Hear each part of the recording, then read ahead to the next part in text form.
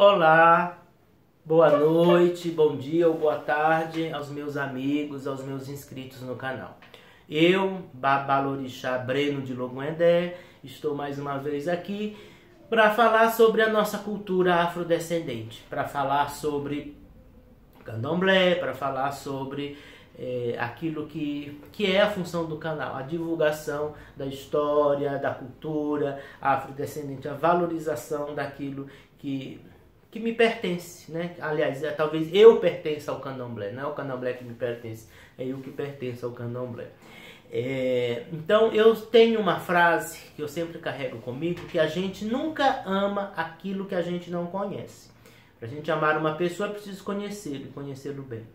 Para a gente amar o candomblé também precisamos conhecê-lo. Conhecer suas ideias, suas práticas, seus rituais, suas teorias, conhecer a sua cosmovisão, sua teologia, a sua história, a fundação, as origens do candomblé. Então, nessa reflexão de conhecimento sobre a cultura afrodescendente, sobre o candomblé, essa religião dos orixás, a religião que eu professo, hoje eu venho falar sobre uma personalidade histórica para o candomblé, uma personalidade muito importante, que é Manuel Joaquim Ricardo. Quem é Manuel Joaquim Ricardo? Conhecido como Baba Talabi. Baba Talabi. Baba Talabi é de origem africana, né? É uma região chamada região Hausa, ali do norte da Nigéria. Então ele é daquela região, e uma região que na época em que ele veio para cá é uma região no processo de islamização, o Islã crescendo, tomando territórios, e Baba Talabi é originário dessa região Hausa. Ele veio para o Brasil, talvez vítima de uma jihad, uma guerra santa, porque havia um processo de tentativa de ortodoxia da fé islâmica, né, de professar, porque havia um grande sincretismo, né? O Islã estava chegando, e cultos tradicionais, uma grande mistura sincrética entre Islã e cultos tradicionais, culto de Vodum, culto de Orixá, toda aquela coisa. E Baba Talabi, então, é vítima dessa jihad, porque muitas autoridades do Islã, devotos do Islã, acabaram fazendo guerra, perseguindo seus próprios membros da sua comunidade, das suas cidades, e vendendo-os como escravos para os navios negreiros, para os comerciantes de pessoas. Tão difícil falar isso, né? Comerciante de pessoas, como se pessoas fossem um objeto a ser comercializado, mas essa é a nossa história. Então Baba Talabi vem para o Brasil vítima dessa jihad, possivelmente dessa guerra de purificação do Islã. Ele próprio, havia uma espécie de, chamava-se culto Mussurumim, que era isso, era um culto de Ori, meio misturado com Islã. Então, e supostamente ele estava muito envolvido com esse culto, nunca abandonou as suas divindades, os seus cultos tradicionais. Embora não haja registro de que ele seja islâmico, não haja registro de que ele professasse a fé islâmica. Isso nenhum documento a respeito da vida dele cita ele como professante da fé islâmica. Certo? Então, ele foi comprado, quando chega aqui no Brasil, ele foi comprado por um comerciante pernambucano chamado Manuel José Ricardo. Nossa, para confusão de nome, não é isso, gente. É que é o seguinte, quando o negro era comprado pelo seu proprietário, ele era batizado, ele acabava sendo batizado com o sobrenome do seu proprietário. Então eles perdiam a sua identidade, inclusive acabavam assumindo nome ou sobrenome dos seus proprietários, até para facilitar, inclusive, talvez a identificar a pertença, de quem que fulano pertence a fulano de tal. Então até isso era uma forma de rastrear a pertença do escravizado. Então ele é comprado por esse comerciante, José Ricardo, e conversa vai, conversa vem, ele acaba caindo nas graças do seu proprietário, aprende muita coisa, aprende comércio, e havia uma praia, inclusive antes mesmo de ser alforriado, ele já não morava mais com o seu proprietário, ele morava já na cidade, afastado, fazia o seu próprio comércio, começou a adquirir bens, começou inclusive a possuir até escravos, né? No seu testamento, quando ele falece em 1865, o seu testamento reza que ele tinha 28 escravos, 28 escravos, 4 casas, uma senzala e 2 roças. Vocês podem falar assim, nossa, um africano escravizado conseguiu se libertar da escravidão e mantém o processo escravagista. Nós não podemos julgar a história, gente. E uma das formas de ascender, de ter postura social, era essa, né? Ser proprietário de escravo não significa que fosse judiar ou ser agressivo com seus escravos, mas era uma forma de subir socialmente, ter bens, ter escravos, e foi a forma como os nossos antepassados acabaram ascendendo dentro da sociedade. E inclusive Baba Talabi foi um homem, um comerciante de muito respeito, né? Pelo menos é o que os documentos registram. Ele é alforriado em 1841, quando na morte do seu proprietário, morre e o deixa alforriado. Era uma prática que também alguns senhores de escravos faziam, né? Deixavam para alforriar os seus escravos, né? Ou dar de presente para o seu escravizado na hora da morte. E o testamento era alforriar alguns escravos a quem eles devessem favores ou que tivessem caído em suas graças. E com a morte do seu proprietário, Baba Talabi acaba sendo alforriado. Então até aqui é a história mais ou menos civil de Baba Talabi, né? Mas qual a ligação dele com as origens do candomblé? Primeiro, a minha avó tinha um ditado que falava assim, me diz com quem tu andas que eu te digo quem tu és, né? Quem eram essas pessoas com quem Baba Talabi se relacionava? E aqui eu quero trazer 4 personalidades importantes do candomblé, da origem do candomblé, que mantinha grandes relações com Baba Talabi. A primeira é Ianassô, a segunda é Obatossi, a terceira Domingos Sodré e a quarta é Belchior Rodrigues Moura. Então, a primeira, Ianassô. Ianassô todo mundo sabe que era uma das fundadoras do candomblé da Barroquinha, uma de origem, né, a origem do candomblé, o grande nome que se fala era Ianassô. Ianassô era casada com um homem chamado Pedro José Altran, que também era comerciante, e ela tinha 2 filhos, um era o Tomé e o outro era o Domingos. Anteriormente houve a revolta dos malês, então houve uma grande perseguição aos negros islâmicos, porque a revolta dos malês eram negros de origem islâmica que tentavam fazer uma revolta até de libertação da Bahia, de libertação de toda aquela opressão. E aí essa revolta foi totalmente massacrada e muitos foram mortos, deportados e tudo. Então acharam dentro do cômodo onde os filhos de Ianassô moravam, acharam alguns objetos de culto islâmico. E aí então eles foram condenados a 8 anos de prisão.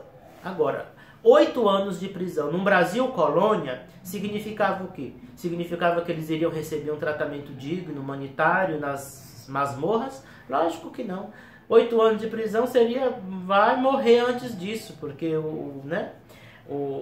tratar um negro naquela época não era nem tratado como gente. Então 8 anos significava não vamos te matar diretamente enforcado, ou degolado, ou fuzilado, mas vamos te matar aos poucos na prisão. E aí Marcelina Francisca da Silva, quer dizer, Ianassô, a Francisca da Silva, mãe desses 2 filhos, ela tenta trocar a pena, pede para as autoridades que trocasse a pena, ao invés de 8 anos de prisão, que eles fossem deportados para a África, como muitos negros foram deportados para a África. Então, e aí consegue-se, o governo autoriza a deportação dela com toda a família e inclusive com seus escravos, porque Ianassô também possuía escravos. E aí alforriaram-se todos os escravos de Ianassô e ela retorna para a África com a sua família. Uma dessas pessoas que ela retorna para a África é o seu esposo José Altran, que mantinha enormes relações comerciais com Babatalabi. Babatalabi e José Pedro Altran eram comerciantes, inclusive fazia grande comércio, há cartas de troca de informações comerciais entre os dois, algumas cartas dessas foram preservadas. Existe então a documentação histórica desse comércio, dessas relações comerciais. Supõe-se que essa relação não era simplesmente comercial, mas era uma relação de amizade, de companheirismo e de supostamente envolvimento com o candomblé. Uma segunda personalidade do candomblé com quem ele tinha grandes relações era Marcelina da Silva Obatossi. Marcelina da Silva já era alforriada quando vai para a África com Ianassô. Marcelina da Silva segue a sua amiga Ianassô e depois retorna, Depois retorna para o Brasil. Aqui ela já liberta, retornada, começa também tem seu envolvimento, começa a subir, a ascender socialmente. Também era proprietária de escravos, E ele mantinha grandes relações com Obatossi. Como é que se sabe disso? Existe um documento de uma escrava de Obatossi chamada Delfina. Essa escrava foi pega pela polícia, porque as restrições eram muito grandes para os escravizados, Sei que ela estava ali, à vista da polícia, estava aprontando, e ela foi pega pela polícia, e aí, quem é o seu dono? Ela falou assim, então aí ela disse que o dono dela, ela não revelou o nome da sua verdadeira proprietária, mas falou que era o Manuel Joaquim Ricardo. Com medo, talvez, a sua proprietária achar ruim, ou então havia muitos negros de ganho que eram alugados de um para o outro, e essa Delfina então sabia que o Manuel Babatalabi tinha tido uma outra escrava chamada Delfina, que já tinha sido vendida para o Rio de Janeiro, já não estava mais por lá, então ela tentou se passar por essa Delfina, escrava de Babatalabi, mas sabia-se que ela não era a Delfina, estava fingindo, ela era realmente propriedade de Obatossi, Marcelina da Silva. Então, nesse registro dessa escrava, a gente percebe que havia uma forte relação, entre Marcelina Obatossi e Babatalabi, inclusive de aluguéis de escravos, e eram muito próximos, ambos. Uma terceira pessoa que é uma personalidade do candomblé, com quem Babatalabi tinha relacionamento, era Domingo Sodré. Quem é Domingo Sodré? Domingo Sodré era um babalaô que eram amigos, E Domingo Sodré, ele foi preso, teve sua casa invadida, foi preso nos autos da prisão. O delegado registra que ele foi preso por adivinhação, curandeirismo, feitiçaria, E esses eram os motivos da prisão do Domingo Sodré. Quando a sua casa é invadida, encontra-se na casa desse Sodré um jovem negro, propriedade de Babatalabi, Aí, supostamente, estaria ali para tratamento de pulmões, tratamento médico de saúde. A gente supõe, não podemos afirmar, mas supõe-se que talvez fosse uma iniciação, fosse uma obrigação. Sei que ele estava ali na casa do Domingo Sodré. E nos registros da polícia, da época, no boletim, nos registros da prisão, esse próprio delegado que prendeu o Domingo Sodré, ele diz assim, olha, nos autos da prisão existem relatos de que Babatalabi e o Sodré eram íntimos. Esse é o que o delegado fala, as palavras do delegado nos registros, que eram íntimos e que o próprio Ricardo era dono de uma casa para essas reuniões de candomblé no bairro Cruz do Cosme. Então existe um delegado com registro dizendo Sodré e Joaquim Ricardo são íntimos, eles são íntimos e tem uma casa no bairro do Cruz do Cosme para esse tipo de reunião. E também esse negro escravo do Joaquim do Baba Talabi estava lá fazendo o quê? Então o delegado tenta incriminar o Baba Talabi. Então essa segunda relação significa que realmente ele tinha uma grande relação com o candomblé, com as origens do candomblé e com os cultos africanos. A quarta personalidade que ele tinha muita ligação se chama Belchior Rodrigues Moura. Quem é Belchior Rodrigues Moura? Era um negro, né? E na sua morte, Belchior, ele deixa o Baba Talabi como seu testamenteiro e tutor de seus 5 filhos. Né? Então, na hora da morte, ele tinha deixado o testamento. Então, o Belchior deixa o Baba Talabi como tutor de seus 5 filhos. 2 desses filhos do Belchior, um chamava-se José Maria Belchior, também conhecido como Zé do Brechó, né? Foi um dos cofundadores do Bogum Malê Zogodô Sejarrundê, o famoso candomblé do Bogum, né?